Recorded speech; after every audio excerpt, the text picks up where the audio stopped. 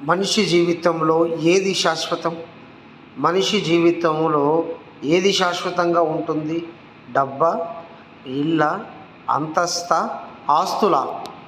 ఇవేవి కావు.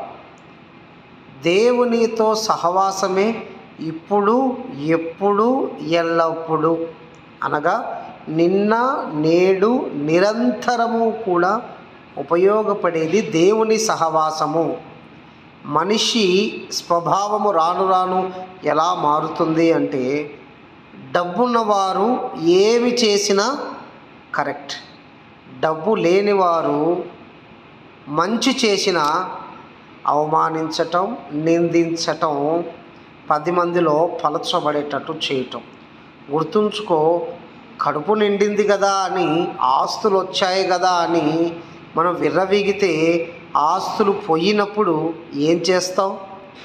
డబ్బు ఉన్నప్పుడు, అన్నీ ఉన్నప్పుడు అందరి మీద చెడు ప్రచారాలు. మనకు ఆకలిలో అన్నం పెట్టిన వారిని సైతం మనకు డబ్బు వచ్చిన తర్వాత వారిని మనం ద్వేషిస్తూ, వారిని అవమానిస్తూ, పనికిరాని వారిగా చిత్రీకరిస్తే దేవుడు ఊరుకుంటాడా?